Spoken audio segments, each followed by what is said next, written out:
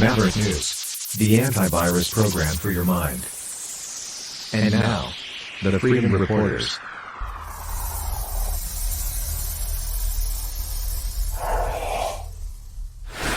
Back to the situation in Ukraine and more specifically Russia. There's also marketing / propaganda that comes into play as part of the information war. So my question is, how much longer do you think the coverage of the attempted coup, in quotation marks, in Russia will, how much longer do you think it's going to continue to get coverage in the Western media? Because at first they were cheerleading and they were like, yay, Putin's done. And now it hasn't gone the way they planned. My guess is this will start to be memory holds within the next 24 to 48 hours. Yeah, I haven't had a chance to watch any mainstream media today. I try to avoid it, but of course I have to look and see what they're saying.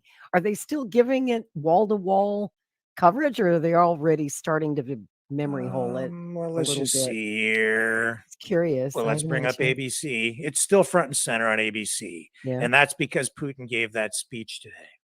Yes, of course. So that's pretty tough to ignore. And how did they twist his words, I wonder? Because he was very clear. Hard to misinterpret what he said, but I'm sure they find a way to twist Biden his says meaning. U.S. NATO allies not involved in Russian rebellion threatening Putin, which means they were involved Of course. in Russian rebellion threatening Putin. Otherwise, he wouldn't have to say anything about it at all. I was expecting him to say that in his address today, because some of his, surrogates are pointing the finger at us, but I guess he's going to take the high road. And at least for now, he's not openly blaming the U.S. or NATO. He kind of hinted at it, kind of danced around it in his speech today. Yeah. So, I think they're going to memory hold this one pretty quick. Yeah. And he's still front page on the internet. Notice the picture they chose? Look at the still photo they chose, right? They tried to choose something very unflattering that makes him look angry and mad and crazy. Uh-huh. Putin thanks Russians in first speech since Wagner revolt. I think maybe another day. I don't think it will lead newscasts tomorrow. You'll see it online. They probably won't mention it during the 6 p.m. news unless there's something very substantial that happens. I think by this time tomorrow, it will be on the road to a distant memory. Yes, that's the way they want it, because it didn't work out like they wanted. I'll tell you, when I was on that Twitter space with Mary O'Noffel and friends the other night, and some people who are definitely not my friends, and I had to sit there with these people that I vehemently disagree with. But you know what was great, Rick? They were practically, I hate to say this, they were practically masturbating during this whole thing where they thought there was going to be a coup, Putin was going to be disposed or taken on the run. And they were so excited. I don't know if you listened to some of that Twitter space the other night, but you could tell they were just, oh, this is so great. It's so great. We're finally going to win. And then nothing happened. And you should have seen, I don't know if you were listening at that particular time, when the convoy that was going to Moscow, the Wagner convoy, stopped. And there were some negotiations going on. And so word started to filter back to us that this thing was over. There wasn't going to be a coup, that an agreement had been reached. The Belarusian president had intervened. And these war hawks like Malcolm Nance were so disappointed. I thought they were going to cry, Rick. I thought they were like, you talk about a buzzkill. They were so disappointed. They thought it was all going to happen today, and then it didn't. And they were just so bummed, and I loved it. That's why I was like, when it was all happening, I stood back and I said, well, if it is a serious thing, it won't happen quickly. Right. And I didn't think that Putin was really in any serious danger. It was a serious matter, but I'm not even sure he ever left the Kremlin. There were all mm, these reports that he'd gotten on a plane to St. yeah, Petersburg, that he was getting out of the country, that he was on the run. I think all that turned out to be fake news. I don't believe he ever yep, left the Kremlin. yeah, And what were they thinking? Did they really think that, what was it, 5,000 guys were yeah, going to go take Moscow? Are you out of your mind? The Nazis couldn't take Moscow in 4 years of fighting in World War II. They couldn't take Moscow. You really think your 5,000 men are going to be able to take Moscow? No, that's yeah, not going to happen, bro. It's just not going to happen. But they were just fantasizing out loud and calling it news. That's yep, where I have a problem with it. I was just sitting back, not saying much, saying, let's wait and see what happens here, because what yes. they were predicting just didn't sound logical or possible.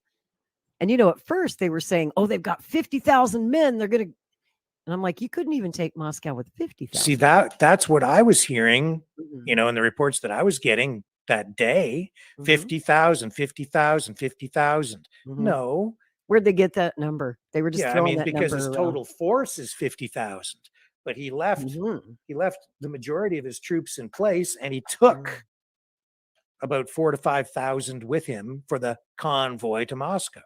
And And a lot of his troops were not on board with this crazy that's thing right. either. That's right. A lot of the Wagner guys were like, I ain't getting involved in that. That sounds Yeah. like trouble to me. I don't want any part of it. No kidding. Some of them went on to Rostov.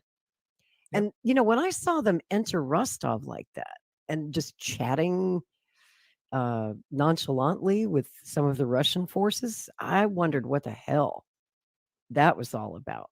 Yeah.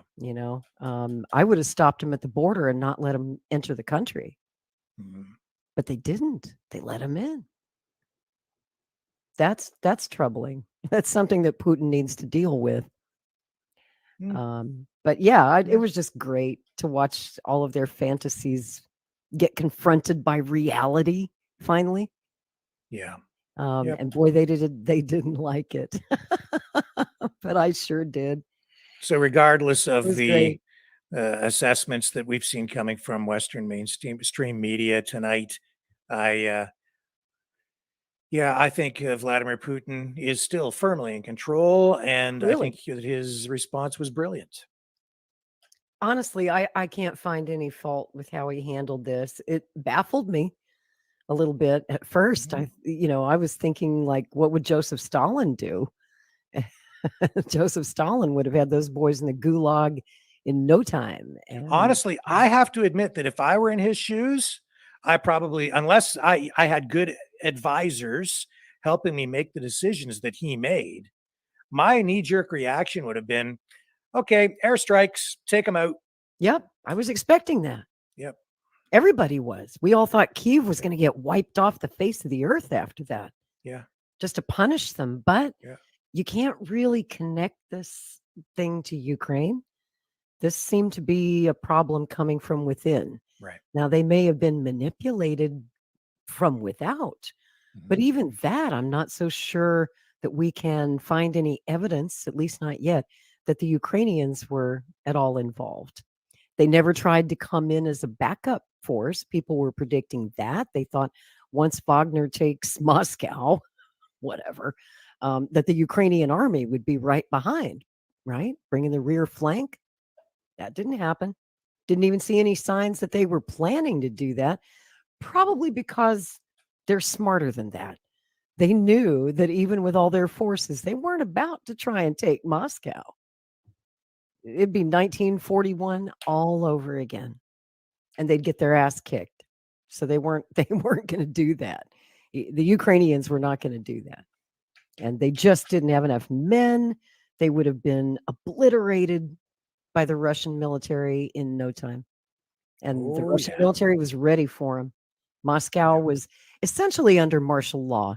I don't think they Mhm. formally declared martial law, but when you've got troops on the streets and you're putting up barricades and you're closing the city down That's and you Washington, know, D.C.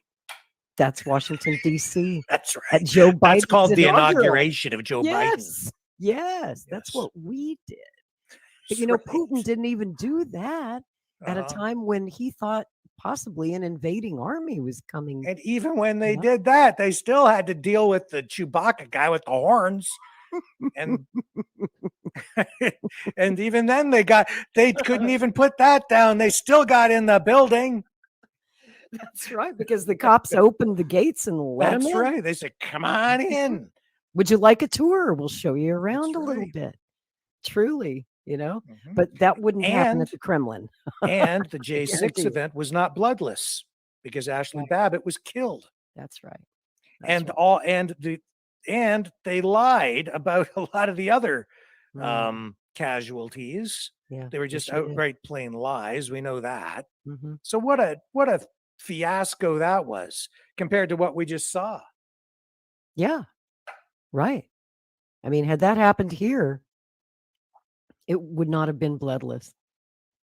And in the end, it was a bloodless, unfortunate incident for President Putin. But I think he handled it well. Yeah. I honestly do.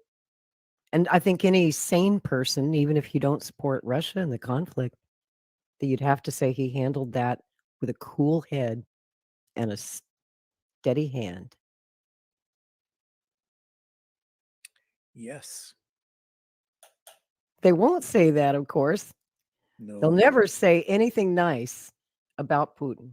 They'll never give him credit where credit is due. It's one of my pet peeves about this whole thing. And all the presidential candidates, not one of them will say a nice word about Putin. That's right. Never. They're not allowed to. It's not in the script. You got to read the script. He's a madman. He's a lunatic. He's a monster. That's what you have to say if you want to get elected dog catcher in the United States or Canada. And I just realized I got to go. Yeah. I tonight after Maverick News, 9:30 Eastern time, tune in to catch me with Jose Vega. You guys know who Jose is, right? He's the guy that goes out and disrupts all these town halls by politicians and calls them out on their hypocrisy and asks them tough questions about the war, about nuclear arms, about all kinds of stuff. He just calls them out. And I love Jose. We've been friends for a while, but I've never actually done his show. He's got a show called Declaring Independence. That's the name of the show and the name of the YouTube channel. If you want to look it up and join us over there after Maverick News at 9:30 tonight, Eastern time. And I'll be there. And Mr. Walker, thanks for having me. I will see you again soon. I was planning to come on tomorrow, and we may not have a show tomorrow for reasons I know you're going to explain. Yeah. But before I go, if we don't have a show tomorrow, we were going to cover this for you. And I wanted to show you something that is happening tomorrow night. If Maverick News is off the air, you can tune in to this. I think our audience would be very interested in this because this is right up the Maverick News alley. RFK Jr. will be hosting a health policy roundtable tomorrow night with Dr. Sherry Tenpenny, Dr. Pierre Corey, Maureen McDonald, Del Bigtree, and many, many more. They're going to be talking about healthcare policy in a Kennedy administration. And most of all, how do we hold those accountable who lied to us and locked us down and forced mandates on us during the pandemic? So obviously that's something we cannot broadcast on YouTube because YouTube still has their stupid rules. So if we are here, that'll probably be a Rumble only broadcast. And if we're not here, you can watch through Zoom. And if you go to Kennedy's website, kennedy24.com, and look under events, you'll find the event link and the Zoom meeting ID so that you can join, watch, participate. And I think you guys will find that very, very, very interesting. So, and Rick will tell you why we may not have a show tomorrow night. That's best explained by Mr. Walker. So I'm going to get out of here. Love you guys. Good to see you, Mavericks. Thanks for having me, Rick. Thank you, Lori. See you very soon. All my best to you and your family. Okay. Thank you. Take Good care. night, sir. See ya. Bye.